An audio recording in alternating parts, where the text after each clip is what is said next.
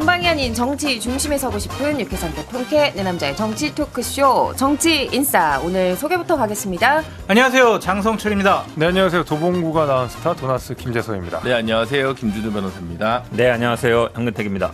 안녕하세요. 아나운서 이선영입니다. 먼저 광고부터 듣고 오겠습니다.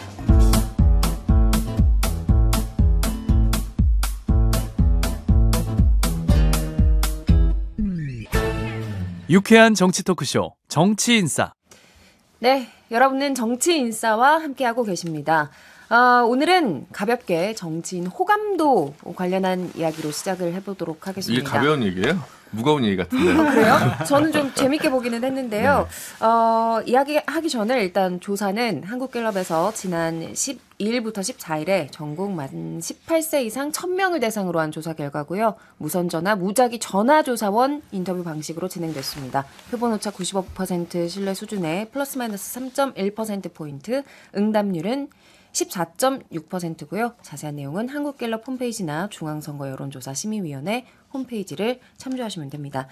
자, 여론조사 결과 누가 1등했던 것으로 이미 다 결과를 아시겠지만 1등이 오세훈 서울시장이에요. 그리고 이어서 한동훈 법무부 장관, 그다음 홍준표 대구시장, 김동연 경기지사, 이재명 민주당 대표, 원희룡 국토부 장관, 이낙연 전 민주당 대표, 안철수 국민의힘 의원 순서였는데요. 좀 어떻게들 보셨어요? 좀 의외 포인트가 있다면 어디였을까요?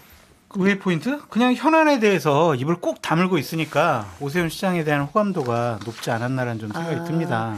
요즘 이 시끄러운 정치판에 개입이 안 돼 있으니까 오히려. 네, 요즘 사진 나오거나 아니면 여러 가지 활동하는 걸 보면 김포에 가서 무슨 여러 가지 출퇴근과 관련된 거, 다른 어떤 민생 현장 방문하고 정책하는 거, 얼마 전에도 교통 관련된 여러 가지 정책을 내세웠잖아요. 네. 그런 것을 보면 정치 뚝, 민생 올인 이러한 전략이 지금 적절한 것이다 라고 볼 수밖에 없는 수치다 라고 볼 수 있네요.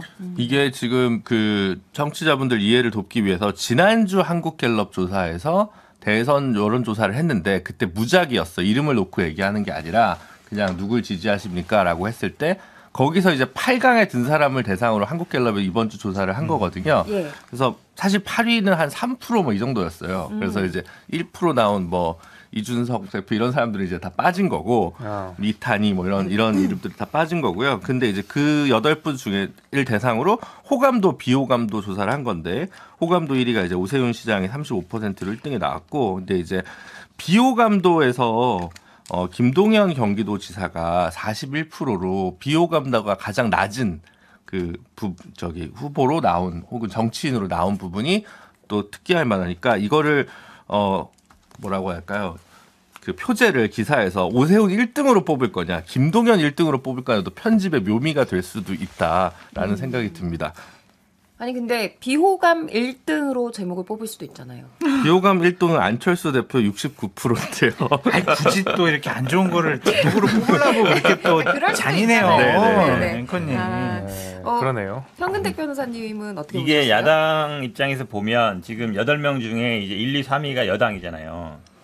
호감도 기준으로. 예, 네, 호감도 호감도 기준으로. 기준으로. 그리고 5명이 여당이고 야당이 3분인데 그러니까 사실 이게 그러면 어찌 보면 이제 많은 국민들이 관심을 갖는 게 차기 대선 후보 지지도와 연결될 수 있느냐 이 부분이거든요. 예. 네. 근데 결국은 이제 물론 호감이 간다는 건 이제 중도에서 확장성이 있다라는 건 있는 것 같은데 근데 오세훈 시장이 호감 1위지만 과연 현재 포지션이나 이걸 봤을 때 결국은 그럼 차기에서 여당 후보가 될 수 있느냐 요거와 이제 관계되는 거거든요. 근데 이제 권력사회상 보면 집권 여당에서 2인자는 아니잖아요. 지금 2인자는 한동훈 장관이라고 볼 수 있는데 오세훈 장관이 그러면 윤석열 대통령 안에서 자기의 어떤 정치적인 이거를 만들어갈 수 있느냐. 예. 저는 근데 그건 쉽진 않다고 봐요. 왜냐하면 윤석열 대통령 스타일이 지금 보면 알겠지만 2인자를 딱 이렇게 선호하거나 아니면 힘을 실어주는 상황이 아니잖아요. 당대표든 장관이든 이렇게 보면.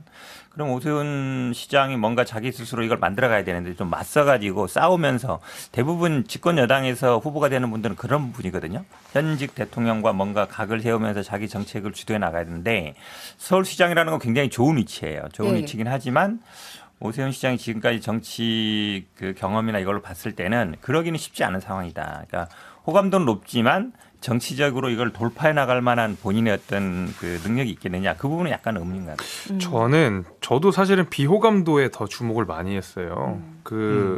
오세훈 시장과 김동연 지사 이 두 분의 비호감도가 제일 낮고 40%대거든요. 나머지는 다 50%가 넘거나 안철수 대표나 이낙연 전 대표 같은 경우에는 60%가 넘는. 이재명 대표도 61%예요. 당연히 이재명 대표는 포함이고요. 그래서 이분들과 오세훈 시장, 김동연 지사가 다른 점이라고 생각해 보면 지금 말 그대로 뭐 마라탕, 불닭볶음면, 뭐 매운 닭발이 난무하는 정치판 가운데서 네. 약간 좀 순한 맛이라는 평가들이 분명히 있잖아요. 네, 네. 아마 그런 것들이 반영이 된 것 같아요. 지금 그 정치에 대한 혐오가 특히 이제 중도층 중심으로 굉장히 많이 높아지고 있고 무당층 비율도 높아지고 있는 것이 사실이거든요. 근데 이 무당층이 높아진다라고 하는 것은 양쪽 정당에서 나오는 메시지나 정치적 행위들이 너무 세요. 그러다 보니까 정치에 무관심하게 되고 뭔가 나긋나긋하고 뭐 어떤 민생을 중요시하는 정치인들을 찾게 되는 현상이 좀 이어지는 것 같거든요. 그래서 이제 오세훈 시장 같은 경우에는 앞서 말씀 주신 기후교통 카드 관련해서 얼마 전에 모 방송사에서 인터뷰를 하는 내용을 보니까 거기 재미있는 댓글들이 달리더라고요. 너무 듣기 편하다 이런 내용들이 많이 있었어요. 뭐 차근차근 설명해주고 뭐 싸우지 않고 이러니까 아마 저는 이런 정치 혐오와 양극단의 여야의 대립 이런 것들을 통한 반사작용 같은 걸로 김동연 지사랑 오세훈 시장이 그 비호감도가 좀 낮게 된 게 아닌가 저는 그렇게 생각합니다. 그거는 또 어떻게 보셨어요? 이 한동훈 지금 법무부 장관과 이재명 대표 같은 경우는 전 대선 주자였는데 호감도가 한동훈 장관이 더 높아요. 그리고 격차도 좀 순위상으로는 한 3단계 정도 나거든요. 이거 이재명 대표가 조금 긴장하고 봐야 되는 거 아닐까요? 이게 이제 2단계죠. 정확히 얘기하면 이제 김동연, 이재명 그 두 분이 이제 29%고 한동훈 33% 중간에 이제 홍준표 네, 동률이 30%인데 있으니까. 동률이 네. 있으니까 그런데요.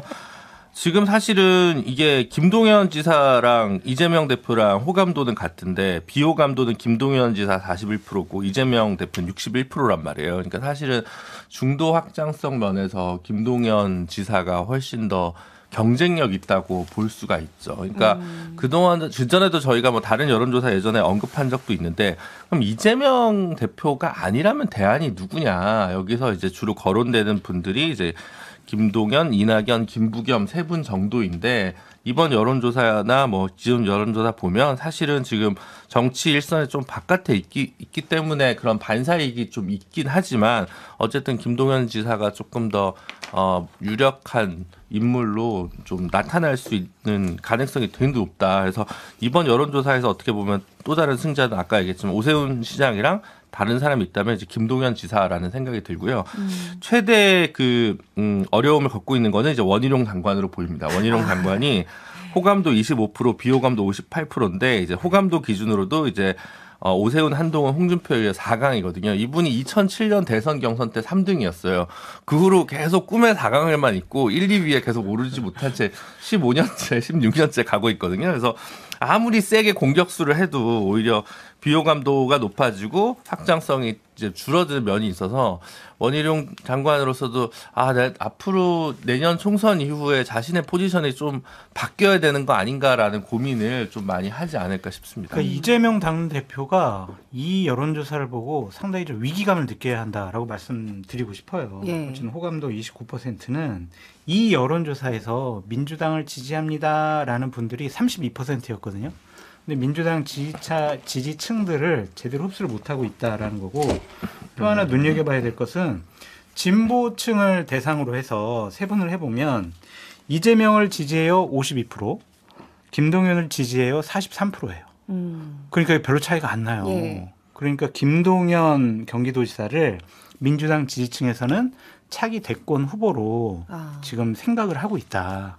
이 수치가 여기서 확인될 수가 있는 거니까 이재명 당대표로서는 상당히 위기감을 느껴야 합니다.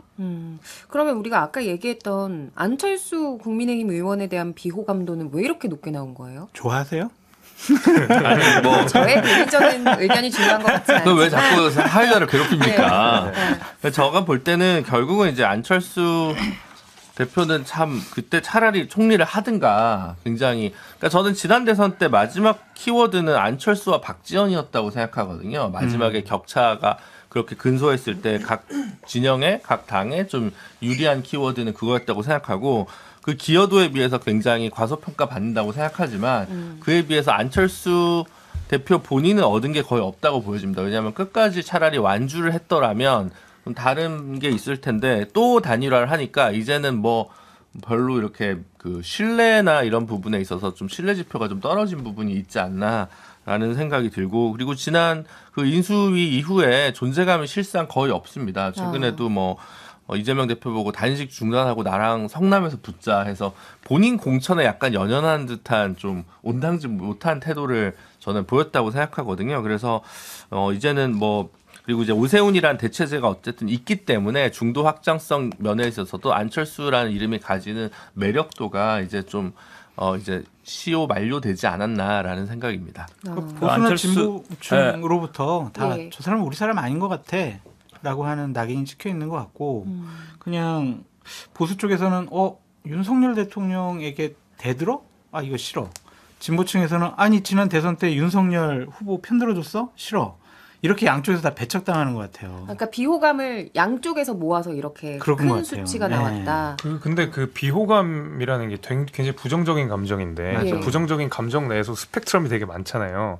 예를 들면 이재명 대표 뭐 이런 사람들은 싫다가 훨씬 더 많을 거고 아마 안철수 전 대표 같은 경우에는 답답하다, 좀 짜증난다 이런 감정들이 더 많을 것 같아요. 그래서 아마 안철수 의원에 대한 비호감도가 이렇게 높은 것은 다른 어떤 비호감이 높은 정치인과는 약간 결이 다른 것 같아요. 진짜 저 사람 싫다 이런 게 아니라 좀 짜증난다. 너무 오랫동안 누적된 피로감 같은 것들이 그래서 저는 뭐 양쪽에서 다 그런 감정들을 느끼다 보니까 1등을 하신 게 아닌가, 비호감도 1등 하신 게 아닌가 이렇게 생각됩니다. 그리고 좀 보면 현 변호사님 네. 지금 상위권에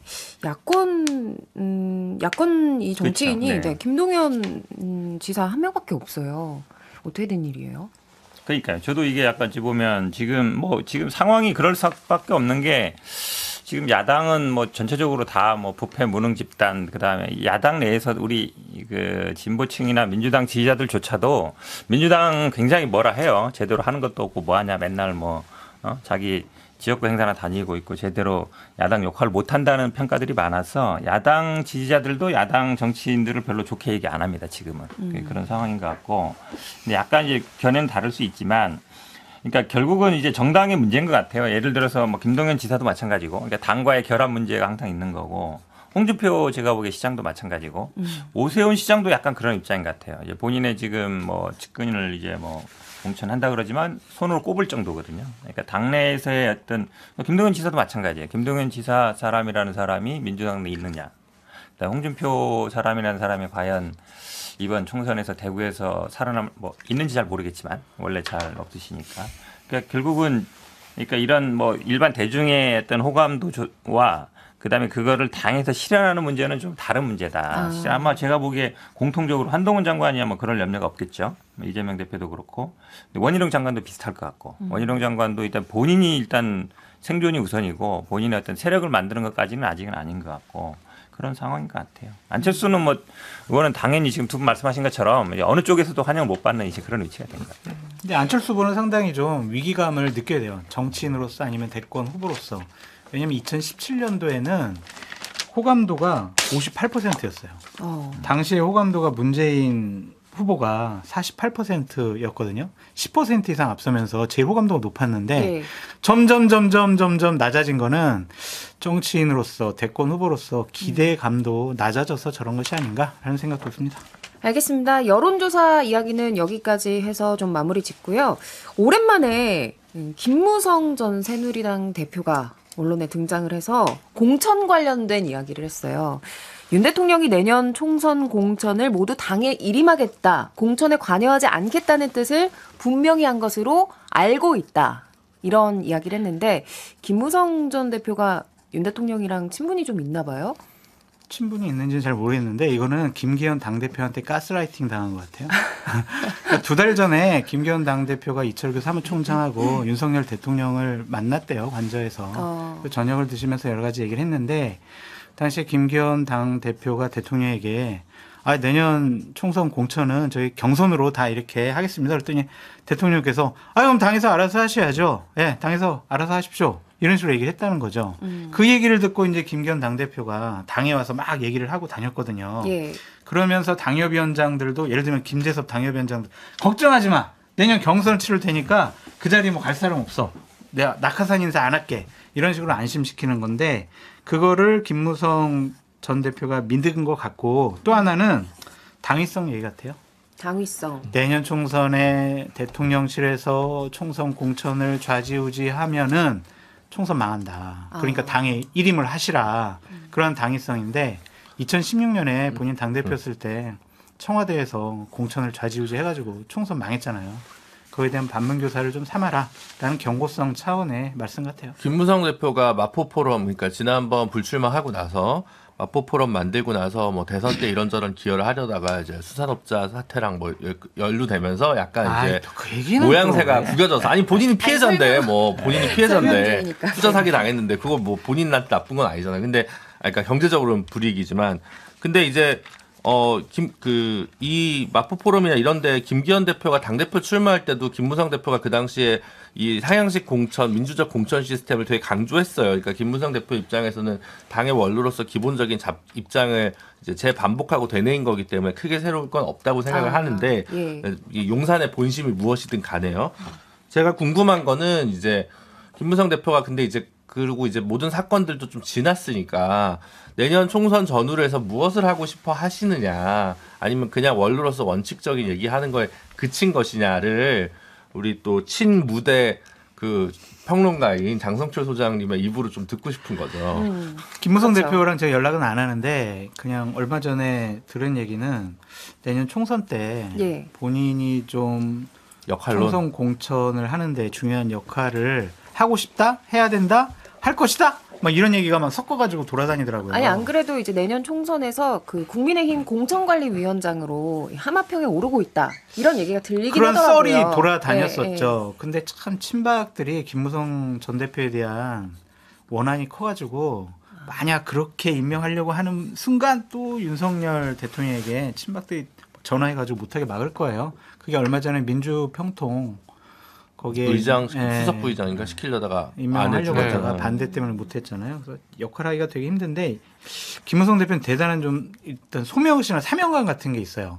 보수파가 선거를 통해서 망하면 안 된다.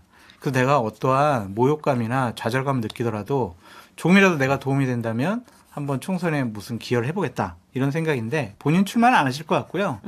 또한 좀 분위기를 잡는데 노력을 하실 것 같다는 생각이 드네요. 근데 저도 그 민주평통권 부의장 임명권과 관련돼서 당시에도 김무성 대표랑 같이 일을 했던 보좌진 분들한테 몇 명 좀 여쭤보기도 했는데 실제로 고사한 게 맞으시더라고요. 뭐 이런저런 잡음들이 있었는데 본인이 고사한 게 맞고 김무성 대표가 그러니까 약간 그런 본인이 이제 당대표까지 하고 뭐 50몇 주 동안 대통령 1위 후보로 올랐던 사람이 뭐 자리에 연연해서 이런 말씀을 하신 건 아니라고 저는 생각을 하고 왜 그러면 원칙론적인 이야기를 다시 했느냐라고 생각해 보면 저는 어쨌든 은퇴한 정치인의 마지막 소명 같은 거라고 봐요. 보게 되면 저도 정치 일선에서 물러나신 분들 보면 본인이 정치 과정에서 했던 업적들을 반복적으로 말씀을 많이 하시게 되거든요. 내가 과거에 이거 했어. 근데 김무성 대표는 상향식 공천이 본인에게 가장 아픈 지점이기도 하지만 본인의 가장 큰 자산이자 브랜드이기도 하거든요. 저는 그런 지점을 그냥 그 강조한 차원으로 보지 뭐 공천관리위원회 이런 거 오히려 안 맞다고 보고 상향식 공천할 거면 공천관리위원회 역할이 완전히 거의 위축되는 거거든요. 컷오프밖에 할 게 없어요. 네, 그거밖에 할 게 없기 때문에 오히려 논리적으로도 안 맞아요. 네. 제가 보기에는 이 말이 왜 회자가 되고 이슈를 끄겠어요. 왜냐하면 윤석열 대통령이 장인이 지난번 전당대회 때도 저는 뭐 당무에 전혀 관여 안 합니다. 했는데 뭐 몇 사람 다 날리고 다 지금 이 사람 됐잖아요. 이번에 최상병 사건도 보면 법과 원칙에 따라 철저히 수사하십시오. 철저히 수사했더니 바로 집단 항명수계로 날려버리잖아요. 그런 거 보면 당에 공천에 일임하겠습니다. 이 말을 국민의힘 분들도 고지고대로 안 믿는 거예요, 절대로. 그러다 보니까 이제 이 말이 회자되는 거거든요. 이 말을 그대로 믿고 우리가 다 그럼 당에서 다 공천 하겠습니다. 하면 이제 박정훈 대령처럼 되는 거예요, 바로. 예? 그렇기 때문에 이 사이에서 어찌 보면 이제 딱 줄타기를 하는 건데 김무성 대표 같은 경우는 당연히 이제 공심위원장이든 아니면 뭐든 이제 다음에 예를 들어서 김기현 대표가 어떻게 되면 그러니까 거론되는 분이 김무성 대표도 있지만 뭐 김한길 전 대표나 이런 분들 약간 어찌 보면 약간 원로라고 할 수 있는 분들이 어찌 보면 역할을 찾아갈 수 있는 공간이 왜 생기냐면 당대표하고 지금 대통령 사이에 다 말은 그렇게 하고 있죠. 공천은 당에서 하고 다 한다 그러지만 실제 그걸 아닌 걸 다 알기 때문에 그걸 어떻게 말은 그렇게 하지만 그게 아닌 걸 어떻게 이거를 잘 조화시킬 거냐. 그게 어찌 보면 정치 노련미잖아요. 윤석열 대통령이 정치를 아주 잘 아는 분이면 그럴 필요가 없어요. 근데 이 여의도나 있는 분들은 다 정치를 그래도 하는 분들인데 대통령은 딱 봐도 아닌 것 같고 이거 어떻게 하지? 다들 이제 쳐다보고 있잖아요. 근데 그 사이에 공간이 생기는 거거든요. 제가 보기엔 김무성 대표도 그정되는 감각이 있는 분이니까 역할을 그게 뭐 비대위원장이 됐든 공심위원장이 됐든 아니면 뭐 인재영입위원장이 됐든 뭐가 됐든지 간에 역할을 찾을 수 있을 거라고 보는 거죠. 어쨌든 윤 대통령의 실제 의중과는 상관없이 그냥 좀 해야 될 말, 당연한 말씀을 하신 거다. 여기까지 좀 정리를 하고 광고 듣고 입으로 넘어가겠습니다.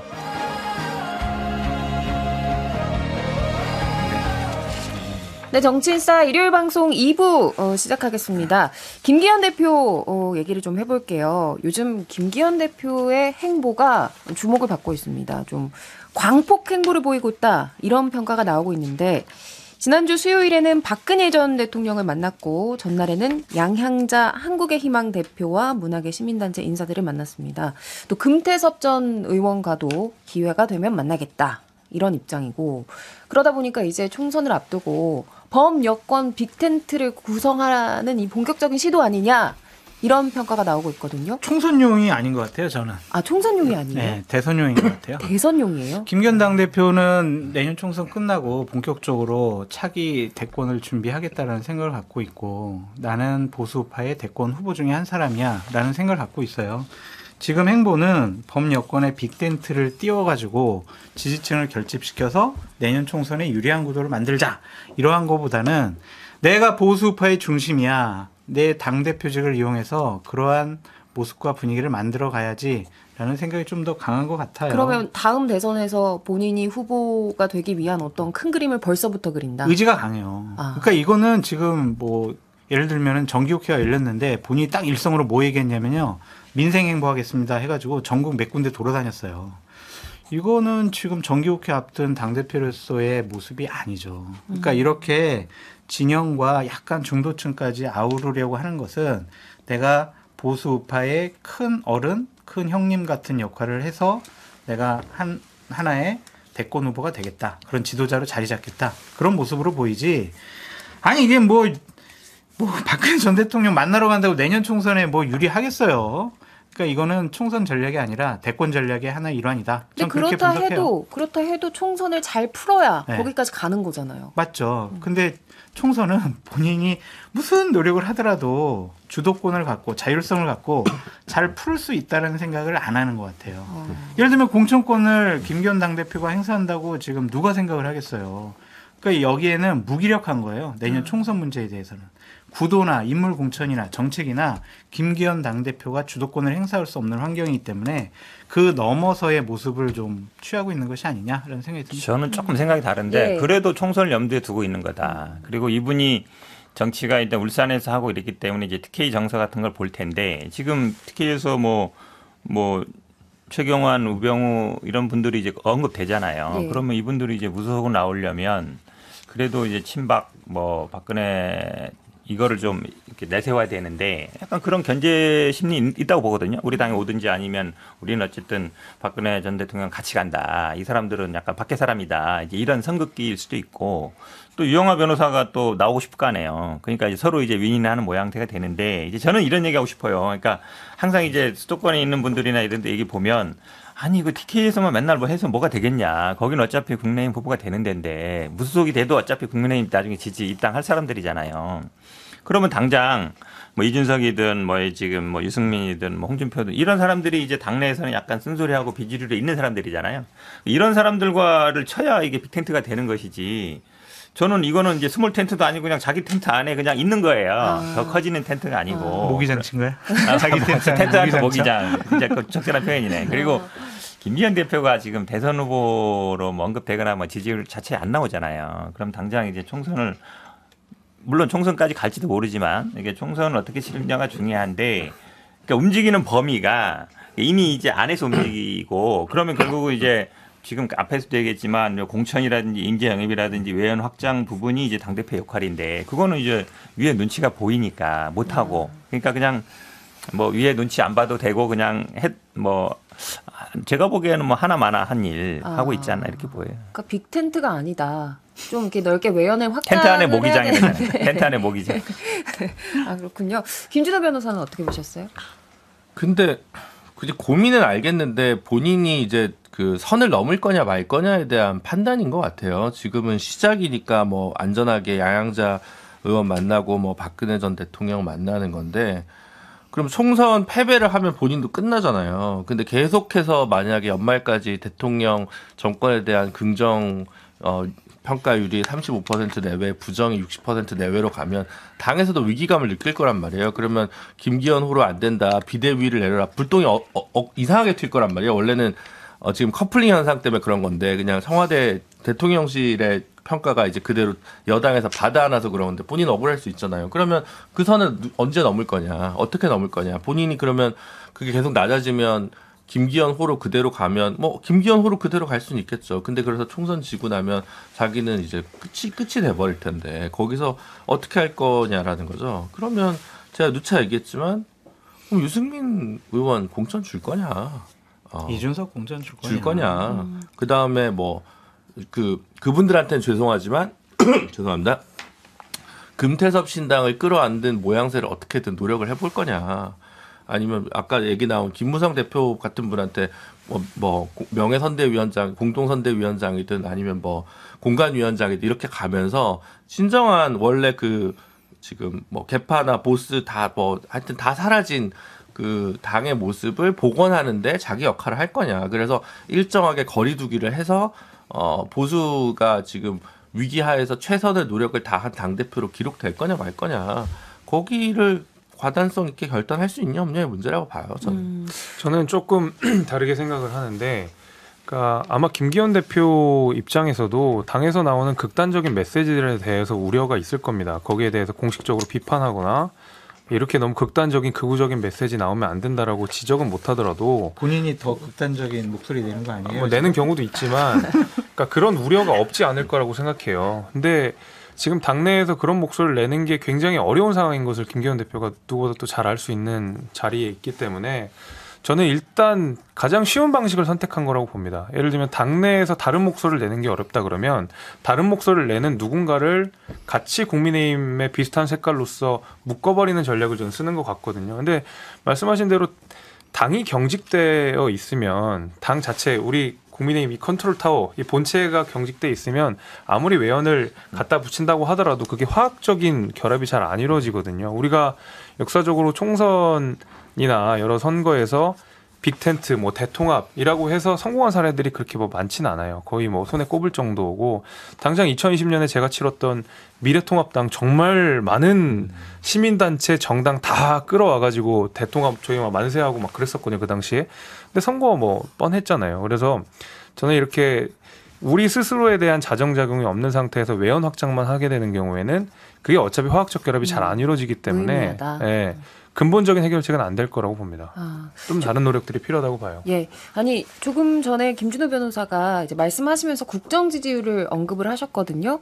아까 말씀드렸던 이번 주 한국갤럽 여론조사를 보면 수도권 분위기가 뭐 계속 안 좋다는 얘기는 했지만 좋지 않더라고요. 특히 이제 40대에서 대통령 지지율이 좀 안 좋게 나왔는데 이럴수록 뭐 효과가 있냐 없느냐 이걸 떠나서 외연 확장을 어쨌든 해야 되는 상황 아닙니까? 아니, 외연 확장하려면은 박근혜 전 대통령 만나는 게 외연 확장이냐고요. 그러니까, 아니 박근혜 전 대통령 같은 경우에는 이제 홍범도 장군 흉상 이제 논란 등으로 좀 보수층 지지자들이 좀 이제 흩어지니까 그걸 끌어모으기 위한 전략이다 이런 해석도 있더라고요. 박근혜 만나면은 그렇게 그 보수 지지층들이 뭉칠까라는 그런 좀 회의적인 생각이 있고, 또한 박근혜 전 대통령이 김기현 당대표 만난 이유는 딱 하나예요. 어떠한 김기현 당대표에게 힘을 실어주려는 것이 아니라 나를 도와주고 있는 이용화 변호사 내년에 총선에 공천 좀 줘. 오로지 이거예요. 그 다른 정책 의미는 없다고 보여지고 김기현 당대표가 대통령실에서 당대표로서 이렇게 인정을 못 받고 있고 당 내부에서도 그렇게 김기현 당대표의 리더십이 확고하지 않아요. 그러니까 외곽으로 도는 거예요. 지금 외곽으로. 그러니까 이러한 부분들에 대해서 정치적인 의미를 크게 부여하는 것은 좀 무의미해 보인다라고 말씀드리고 싶습니다. 그러면 김기현 대표 요즘 이제 발언의 수위가 굉장히 세졌는데 이렇게 좀 거친 발언들을 하는 정확한 이유는 뭘까요? 대통령님, 제가 지금 열심히 싸우고 있으니까 저 좀 인정해 주십시오. 그거죠. 뭐 딴 게 뭐가 있겠어요. 아니 당 대표까지 하면서 왜 이렇게 눈치를 그렇게 봐야 되냐는 거죠. 저는 진짜 물론 이제 본인 대선 꿈이 있으니까 현직 대통령이 누구를 되게는 못해도 되지 못하게 할 수 있으니까 이제 그게 충분히 근거가 있는 공포라고 할 수는 있겠지만 근데 계속 이런 식으로 가서는 기억에 안 남는 당 대표로 끝날 거랑 뭐 황우여라든지 뭐 하여튼 이런 분들 있잖아요. 뭐 강재섭 뭐 이런 식으로 이제 크게 대선 주자로 못 가는 당대표급 정치인으로 끝날 수가 있을 것 같거든요. 근데 그럴 거면 차라리 오히려 뭐 울산에서 어쨌든 공천은 받으실 테니까 의장각으로 가면 이렇게 센 언어를 하면 안 되는 거죠. 근데 저는 왜 이렇게까지 할까? 무슨 1급 살인죄, 국가 반역죄 막 이런 얘기를 뉴스타파 관련해가지고도 막 얘기를 하는데 1959년 이승만 정권 때 그 경향신문 이승만 정권 비판하니까 내란 선동했다고 경향신문 정관시켜 버렸는데 거의 뭐 그 수준이거든요. 왜 저는 이 정도의 그 무리한 계속 얘기를 하는지 이해가 안 가고 그리고 전부 요즘 다 전부 저격수고 전부 공격수예요. 당대표는 이걸 좀 갈무리하는 사람이어야 되는데 당대표가 무슨 저격수를 하고 있는 거는 저는 이제 이게 되게 온당치 못하다라는 생각이 들어서 김기현 대표는 본인이 당대표라는 거를 좀 끊임없이 스스로 좀 인식하고 발언을 좀 조절하시는 게 맞지 않나 싶어요. 그러면 당 내부에서는 뭐 어쨌든 리더가 계속해서 이렇게 센 발언을 하는 건데 이에 대한 평가가 어떻습니까? 그러니까 이게 관심이 김기현 당 관심이 대표가 없다고요? 그러니까 하든지 말든지 이런 분위기라니까요. 그럼 리더십이 좀 불안한 거예요? 불안하고 상당히 좀 없어졌다, 인정을 안 한다 이렇게 볼 수밖에 없어요. 그러니까 최고위원회의 내부의 분위기나 아니면 뭐 의총장에서의 내부의 분위기를 들어봐도 김기현 대표가 당 대표로서 와 이제 권위를 갖고 뭔가 얘기를 하면 막 거기서 있는 의원들이나 최고위원들이 맞아요 대표님 거기에 힘 실어 드릴게요 이런 분위기가 아니라 아유 뭐 그냥 뭐 한 말씀 하셨구나 그냥 이 정도라고 하더라고요. 그렇기 때문에 본인이 현실과 이상의 괴리가 있는 것 같아요. 나는 총선에 공천할 수 있는 자율권을 가지고 있고 권한을 갖고 있고 그리고 보수파의 나는 대표주자다라고 생각을 해서 이렇게 강한 말씀을 하시는데 저는 김기현 대표에게 드리고 싶은 조언은 황우여 전 대표 같은 역할로 만족을 하시라. 그냥 대통령이 있고 본인은 그냥 당을 원만하게 갈등 없이 관리하는 그런 수준으로 생각해야지 내가 정치 지도자가 돼야겠어라고 생각을 하면서 정치적인 행보를 보이면 큰일이 날 수가 있다. 그렇게 말씀드려요. 당대표실에 전화 올 것 같아요. 장동철 저렇게 했다고. 그래서 정치인은 아무리 현실이 그래도 그렇게 노골적으로 얘기하면 또 싫어하거든요. 근데 아니 지금 사실 이게 그 죄명이 그냥 뭐 정보통신망법인데 한마디로 얘기하면 명예훼손이에요. 명예훼손이라는 게 대부분 뭐 유죄가 나와도 벌금이고 또 명예훼손 되지도 않을 것 같아요. 제가 보기엔 대부분 뭐 인용 보도한 기자들이니까. 뉴스타파 관련한 의혹 그렇죠. 말씀하시는 근데 거죠? 거기 아니 그 보도가 나왔으니까 그거를 보도하는 거는 뭐 예를 들어서 지금 압수수색하는 뭐 JTBC나 뭐 이런 데만 한 게 아니라 다른 데도 많이 했어요. 다 보도. 뭐 채널A, 거의 TV도 모든 채널이 다 했어요. 왜냐하면 거기 방송이 나왔고 대선 때 뜨거운 이슈였단 말이에요. 그럼 다 보도하잖아요. 그러면 예를 들어서 그 보도하는데 똑같은데 뭐 예를 들어서 뭐 TV조선이나 채널A도 다 압수수색해야 되죠. 근데 그렇게 안 하잖아요. 그러면 이제 당연히 법에 대해서 형평성이 있나 얘기 나올 텐데 아니 명예훼손 가지고 사형에 처해야 될 국가 반역 1급 살인 이분이 또 판사 출신인데 그러면 이제 아이고 우리가 이제 다른 사람한테 뭐라고 하면 이제 우리 방송 나가는 패널들도 고발당합니다. 이걸로 고발당하는 거예요. 정보통신망법에 의한 예, 명예훼손 다 예. 이거거든요. 허위사실이라고 했다고. 우리 다 살인을 각오하고 방송해야 돼 지금 앞으로는. 진짜요? 예. 아니 진짜로 이제 1급 살인죄를 각오하고 방송하는 거예요 우리 다.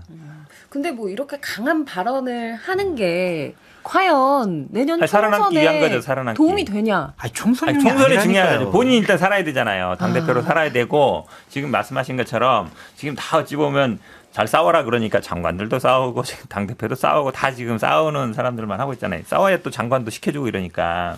그럼 공천도 다 그럴 거 아니에요. 공천이라든지 권한도 잘 싸운 사람 시켜주겠구나 생각할 거 아니에요. 그럼 본인도 제가 보기에는 이거는 뭐 대선 후보까지는 아니라 본인이 이제 당대표로서의 생존이라고 봐요, 제가 보기에. 왜냐하면 이제 뭐 강서구청장 선거도 어떻게 될지 모르지만 예를 들어서 구청장 선거가 패했을 때도 비대위로 안 넘어가고 본인이 당대표로 살아남으려면 일단 대통령이 그냥 있어 하면 있는 거잖아요. 아니야 너 나가 그럼 가는 거니까. 그러면 일단 본인이 사는 게 우선이에요. 그래야 그다음에 총선에서 자기는 공천 받겠지만 자기 주변 사람들이라도 좀 챙길 수 있으니까 제가 보기에는 뭐 생존을 위한 몸부림이다. 근데 너무 김기현 대표님을 많이 비판하셔가지고 옹호 좀 제가 해봐요. 되게 원외위원장으로서. 그런데 그러니까 김기현 대표가 일단 대표 자격을 떠나서 김기현 의원 개인으로 봤을 때 의원들 사이에 신망이 굉장히 두터운 건 맞아요. 그거는 저도 비대위원을 했을 때 김기현 대표가 원내대표를 하셨었고 당시에 이준석 대표 체제로 넘어가는 가운데서 갈등 중재 역할을 굉장히 잘했고 무엇보다도 이준석 대표랑 윤석열 당시 대선 후보와의 그 갈등 국면 속에서 그걸 조율해낸 것도 김기현 대표이기 때문에 어떤 갈등 국면이나 뭐 분쟁 국면을 잘 관리하고 이끌어가는 것은 저 여당 대표로서는 중요한 덕목이라고 생각합니다. 여당 당내에서는 잡음이 안 나게 하는 것도 굉장히 중요하고 안정적으로 끌고 가는 게 중요하긴 하기 때문에. 근데 최근에 나온 발언들을 보게 되면 예를 들면 뭐 사형에 처해야 할 국가 반역죄라든지 이런 거는 말이 너무 거칠어요. 그리고 김기현 대표가 그동안 저희 국민의힘 의원들한테 신망을 받았던 캐릭터랑은 좀 다른 모습들이거든요. 원래는 그래서 좀 온화한 캐릭터라는 평가가 굉장히 있더라고요. 그렇고 합리적이고 다양한 의견을 존중하시는 분이기 때문에 그런 캐릭터가 분명히 있고 지금도 그런 그 미덕들이 남아있는 분이라고 저는 생각해요. 그래서 이런 방식의 어떤 거친 언사들은 오히려 김기현 대표가 가지고 있는 큰 장점들을 좀 가리고 있는 게 아닌가 좀 우려가 듭니다. 왜 하냐고요? 왜 이런 발언을? 왜 하냐고. 물론 울산시장 선거 개입 사건과 관련돼서 개인적인 그 화가 분명히 있으신 건 사실이지만 그렇죠. 알겠습니다. 발언이 좀 거친 것은 사실인 것 같아요. 안 맞는 옷을 입고 있는 건 맞네. 그럼. 그러니까 원내대표 할 때의 김기현과 당대표의 옷을 입고 있는 김기현은 다른 사람이다라고 볼 수밖에 없어요. 근데 왜 그러겠냐? 결국에는 당대표직을 유지하고 공천권을 행사하기 위한 하나의 여러 가지 퍼포먼스가 아니냐라는 생각이 듭니다. 알겠습니다. 김기현 대표 얘기는 여기까지 듣고요. 조금 전에 이제 이야기가 살짝 나오긴 했습니다만 그 뉴스타파 허위 인터뷰 의혹 관련해서 JTBC 그리고 뉴스타파 이렇게 압수수색에 들어갔죠. 민변에서도 입장문을 냈던데요. 민변 미디어 언론위원회에서 짧은 논평을 냈는데 이 압수수색 관련해가지고 이제 언론에 대한 침해라고 중대한 침해라고 이제 얘기를 한 거고요. 이제 만약에 이게 지금 문제가 된다면 사실은 보도의 논의의 핵심은 이제 김만배 씨의 주선으로 박영수 변호사를 선임한 조우영 씨에 대한 봐주기 수사 의혹에 관한 부분이니까 그럼 이게 사실인지 아닌지를 파악하려면 여기에 대한 실체 규명이 우선 아니냐. 근데 이거는 무조건 허위 사실이라고 단정하고 이렇게 두 개의 언론사 그리고 뉴스타파 소속 기자 2명의 자택까지 압수수색한 것은 과도한 거 아니냐라고 이제 하는 뭐 비판들이 있는 거죠. 그래서 이게 사실 그렇잖아요. 명예훼손이라고 좀 보면 사실적시에 의한 명예훼손이야, 허위 사실에 의한 명예훼손이야. 일단 여기서부터 한번 검토해 봐야 되는데 어쨌든 이 조우영이라는 사람이 2011년 당시에 부산저축은행 사건으로 참고인 조사를 받은 다음에 아무 일 없었다가 4년 후에 다시 기소돼가지고 구속이 됐던 거잖아요. 그러면 이 보도에서의 가치가 있죠. 근데 이 당시 2011년의 수사를 대장동이랑 엮는 부분이 약간 좀 무리하게 뭐 논리적으로 건너뛰었다 이렇게 볼 수 있는 부분은 있겠고 아니면 그 당시에 뭐 직접 수사를 한 게 박모 검사냐 아니면 윤석열 중수부 이과장이냐에 대해서 뭐 보도의 편집 부분이 약간 오해를 살 수 있게 한 부분은 비판받을 수 있다고 저도 생각을 하지만 그렇다고 해가지고 이게 뻔히 있는 사실을 가지고 압수수색까지 검찰이 굳이 들이닥칠 필요가 있느냐라고 하는 측면에서 조금 검찰권의 과도한 행사 아니냐 저도 그렇게 좀 봅니다.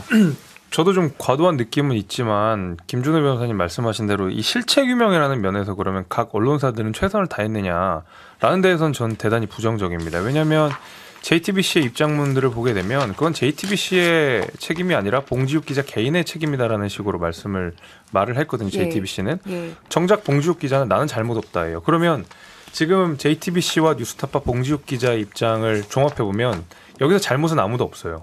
그렇게 되는 거예요. 그러니까 JTBC는 봉지욱 기자 탓, 봉지욱은 나는 잘못 없다.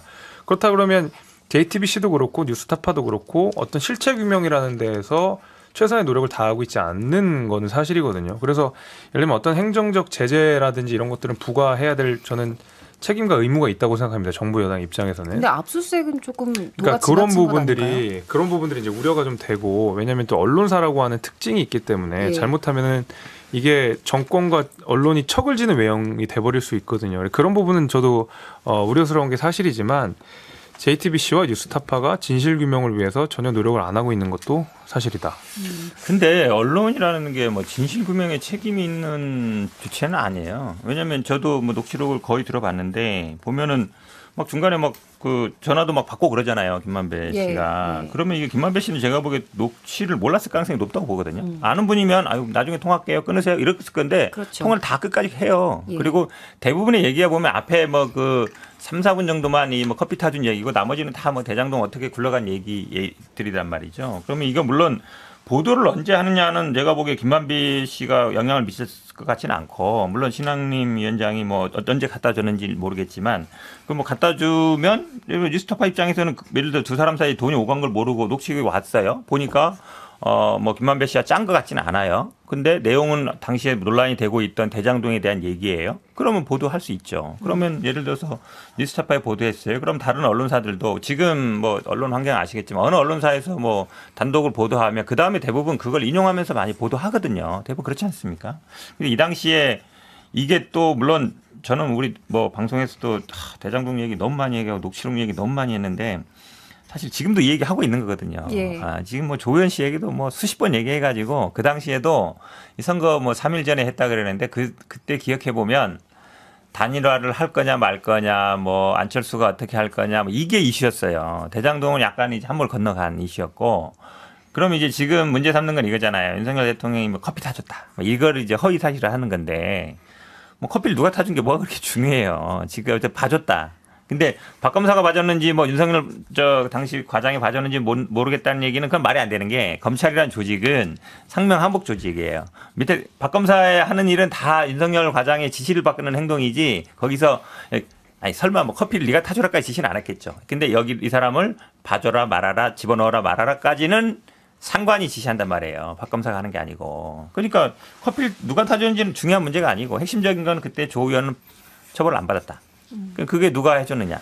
그리고 예를 들어서 박 검사는 당연히 주인 검사니까 했겠죠. 하지만 그거는 다 윤석열 과장의 지휘를 받았을 것이다. 라는 게 합리적인 추론이니까. 그 당시에 윤석열 대통령이 봐준 거 아니냐라는 얘기는 뭐 이때 처음 나온 것도 아니에요. 선거 과정에 수없이 나온 얘기, 대장동 얘기 나올 때마다 하는 얘기여서 이게 이제 와서 나는 큰 이슈가 되는 것도 좀 그렇고 예를 들어서 또 예전에 민주당 비판했던 것처럼 윤석열 대통령이 만약에 선거에 졌어요. 그러면 야당의 입장이야. 그런 문제 제기할 수 있어요.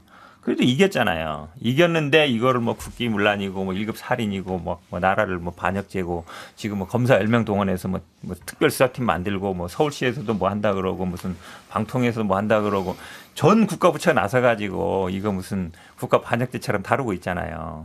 참 이해하기 힘들어요. 그러니까 현 변호사님 입장은 이제 보도를 할 때 이게 꼭 진실을 규명해야만 할 수 있는 건 아니고 이런 의혹이 있었다 정도로 전달할 수 있는 거다라는 말씀을. 그럼요. 언론사가 만약에 하시고. 진실 보도를 실체를 확인하려고 그러면 확정 판결 날 때까지 보도 못해요. 그러니까 언론사 압수수색은 상당히 신중해야 된다는 생각이 있어요. 2003년도에 MBC 압수수색 하려고 했었고요.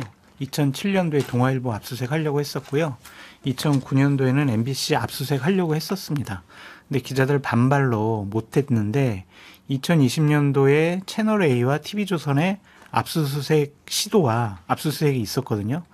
그 당시에 그쪽에서 뭐라고 얘기를 했냐면 언론사 본사를 압수수색하겠다라는 것은 언론 자유를 심각하게 침해하려는 시도다.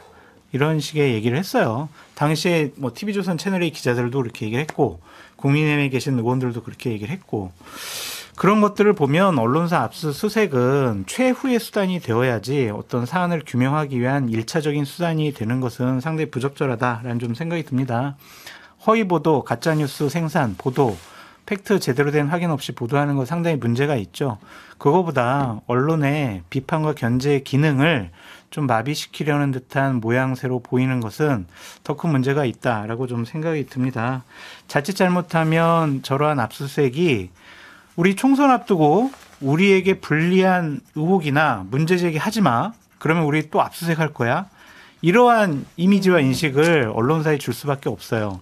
그러면 언론사의 비판 기능은 좌절될 수밖에 없거든요. 자, 그리고 이 영장에 피해자 윤석열이라고 정확하게 명시가 되어 있었거든요. 이 부분은 어떻게 보셨어요, 김준우 변호사님? 그러니까 그래서 더 이제 아무래도 근데 그건 어쩔 수 없죠. 그건 이제 대선 당시의 보도에 관한 부분이고 커피 타고 뭐 운운한 부분이 윤석열 대통령에 대한 부분이니까 그 영장에 그렇게 돼 있는 거는 이제 뭐 불가피한데 만약 압수수색 영장을 청구를 한다면 하지만 사실 또 이제 곤란한 게 그거였잖아요. 뉴스타파 이제 며칠 전에 그 압수수색하던 날이 또 이제 검찰의 그 특수활동비와 업무 추진비에 관해서 추가적인 기자회견이 뉴스타파 하기로 예정돼 있던 날이에요. 예. 그래서 이게 또 이제 다른 별건 수사로 뉴스타파를 압박하는 거 아니냐. 사실은 이거 지금 뭐 여러 보도가 나왔지만 그 당시에 그 서울중앙지검을 벗어나서 청계산 쪽에 성남시 쪽에서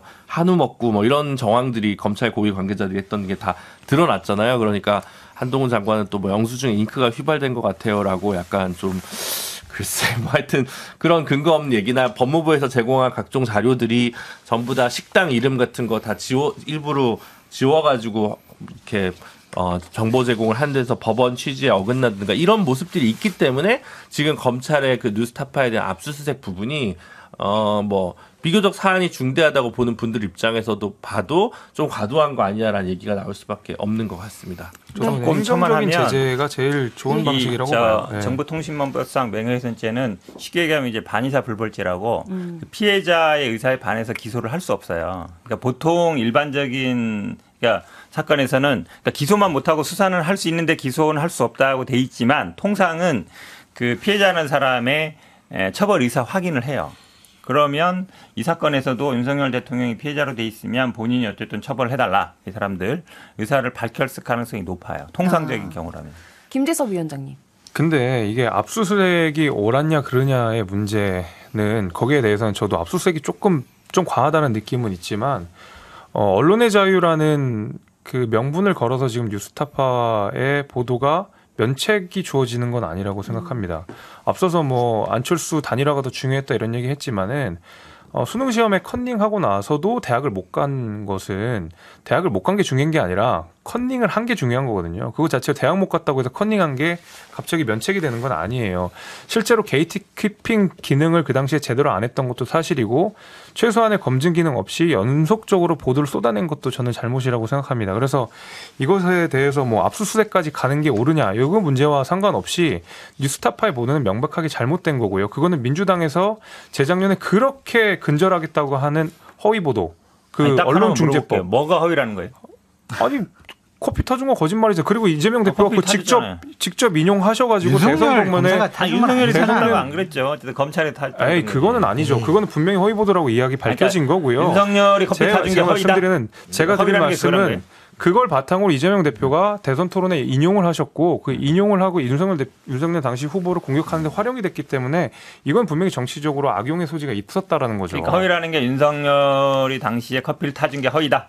아니 그 얘기를 했잖아요. 실제. 그러니까 그러면서 몸통을 돌렸잖아요. 윤석열이 대장동의 몸통이라고 바꾸게 되는 결정적인 이유를 그걸로 당시에 잡았잖아요. 커피를 타준 게 아니라 당시에 처벌을 안 했는데 나중에 처벌을 받았다. 그러니까 그게 중요한 거죠. 그걸 이재명 대표가 직접 언급하셨으니까. TV 토론에서도 김재섭 위원장님 말씀은 어쨌든 커피를 타준 사람이 윤석열 당시 검사인 것처럼 보도가 된 게 문제였다라고 보시는 거고 나중에 현 변호사님 입장은 어쨌든 검찰 수사 무마가 된 것, 그 의혹을 전달한 것 자체는 틀린 게 아니었다라는 이런 말씀으로 정리를 하도록 하겠습니다. 네, 변방이 아닌 정치 중심에 서고 싶은 내 남자의 유쾌 상쾌 통쾌 정치 토크쇼. 이번 주 방송은 여기까지입니다. 지금까지 현근택, 김준호 변호사, 장성철 공론센터 소장, 김재섭, 국민의힘 도봉갑, 당협위원장, 그리고 저는 아나운서 이선영이었습니다. 여러분 다음 주에 뵙겠습니다. 고맙습니다. 감사합니다.